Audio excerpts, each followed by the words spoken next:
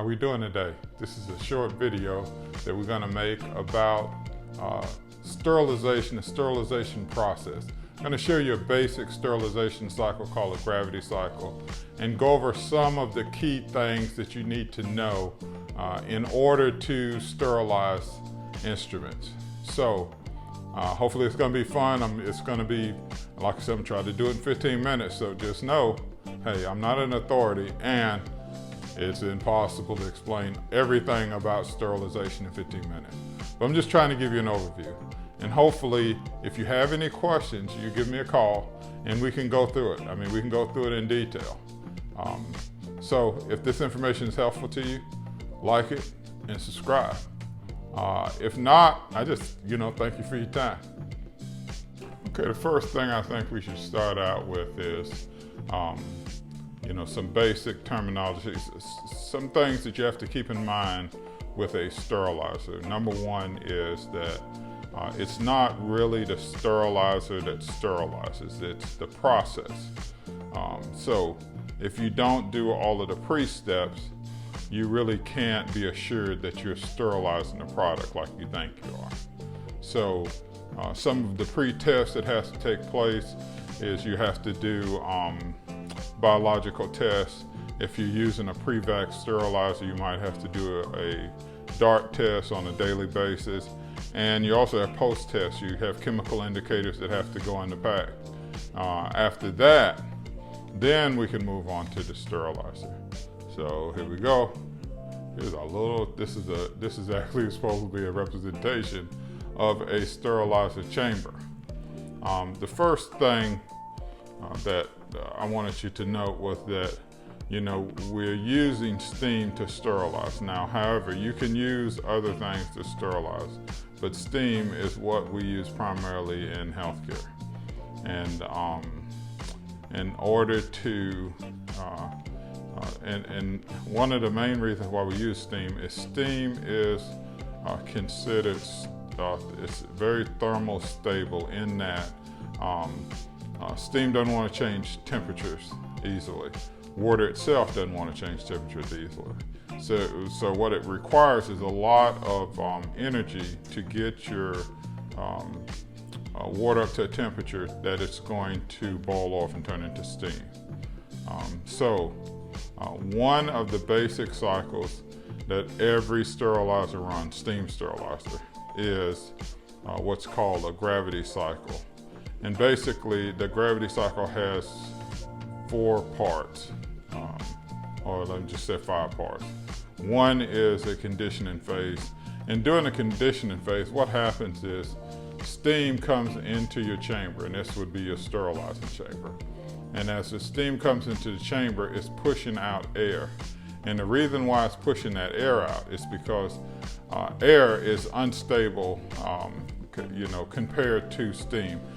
Think of it like this. If you're in a room and you have a heater in a corner of that room, well, that heater will go, so let's say that heater might be 400 degrees, okay? The further away you get from that heater, your temperature will start to decrease. Wherein if you have steam-filled room, there's nothing in it but steam, that temperature should be fairly consistent from one corner of the room to the other. Because if steam is not held at the correct temperature, it's going to condensate. And if it condensates, more steam is going to replace the steam that turned back into water. So the first phase of a sterilizing cycle is the conditioning. And at the conditioning, we're trying to get that air out. That's accomplished a few ways. Some companies use what's called a purge cycle, which blows steam in here and blows steam out of an exhaust. And that removes most of the air. And then after that, we then go to our charging phase. So once you get all of the air out, you can then charge that chamber. So note, only steam will be coming in at this point, and the pressure in that chamber will start to increase. And as the pressure increases, so will the temperature. There's a direct relationship between pressure and temperature at that point. And then once you get up to your cardinal pressure, which is 27.8, you achieve 270 degrees, which is pretty much the standard for sterilizing in healthcare. However, that's, it's a moving target. It's changing all of the time. And then at that point, then it's, whenever you're sterilizing, it's time, temperature, and exposure to a medium. And our medium is steam. And then you might say, well, how do we know how long the time should be or how long the temperature should be? Every instrument in healthcare should have with it paperwork that's called the IFU. And IFU just means instrumentation for use. It's just an acronym, like a million of them. Well, the manufacturer sets that. So, the manufacturer of the instrument. So if you don't follow the IFU, again, you can't say it's sterile, but the IFU will give you all of your parameters that you need to do, all of the tests that you need to do, how to clean that instrument, and then what temperature should be sterilized at, and the medium that you should use, whether it's steam, it could be gas, there's a million of them. And then after that, if there's not an IFU, the CDC and FDA has a lot to do with setting a lot of the temperature standards for sterilization. And then the last resort is the manufacturer of the sterilizer. And what the manufacturer of the sterilizer is going to give you is generalizations for what you should use. Now, those are suggestions. That is not it's not a must do or you have to do the minimum. No, it's just a suggestion. So at that point, once you reach your temperature and you start sterilizing, that's going to take place for a certain amount of time. And then once that time expires, the unit is going to exhaust, and that's going to complete a cycle. That cycle is known as a gravity cycle, right? So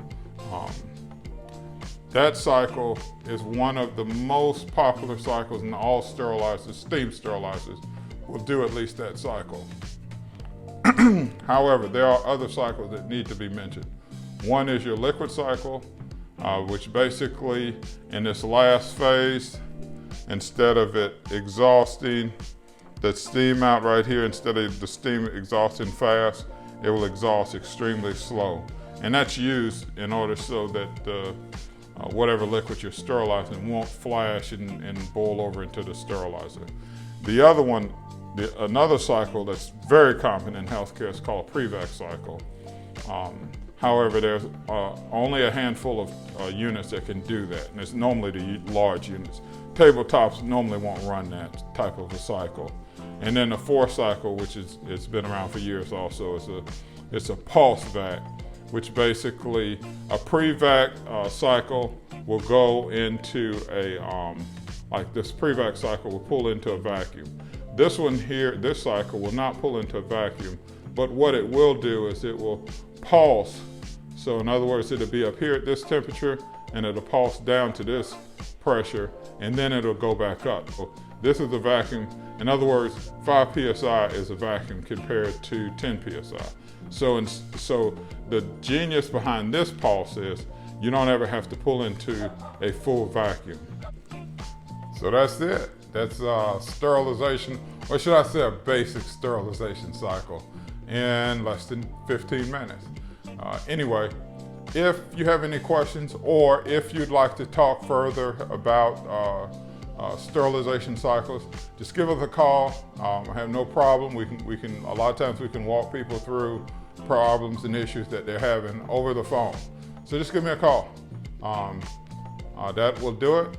You guys have a good day, and I will talk with you later.